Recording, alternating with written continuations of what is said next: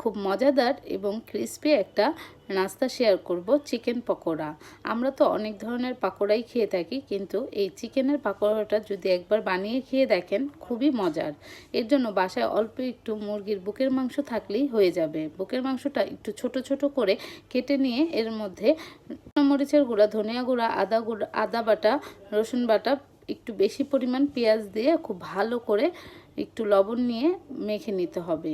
ভালো করে মেখে নিলে কিছুক্ষণ ম্যারিনেট করে রেখে দিলেই এটার মধ্যে একটু পানি ছাড়বে। এরপর পরিমাণ মতো ময়দা আর কর্নফ্লাওয়ার দিয়ে এটাকে একটা আঠালো ব্যাটার তৈরি করতে হবে। খুব ভালো করে মতলেই এটা কিন্তু এভাবে আঠালো হয়ে যাবে, এখানে কোনো পানি লাগবে না।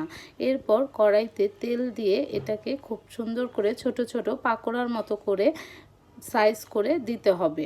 এভাবে ছোট করে এপিট ওপিট করে ভেজে নিতে হবে খুব অল্প আছে। এইভাবে অল্প আছে ভেজে নিলে তৈরি হয়ে যাবে আমার মজাদার চিকেন পাকোড়া। এটা কিন্তু বৃষ্টির দিন কিংবা হঠাৎ মেহমান আসলেই বাসায় তৈরি করে দিতে পারেন। কেমন হলো জানাবেন কিন্তু আমাকে।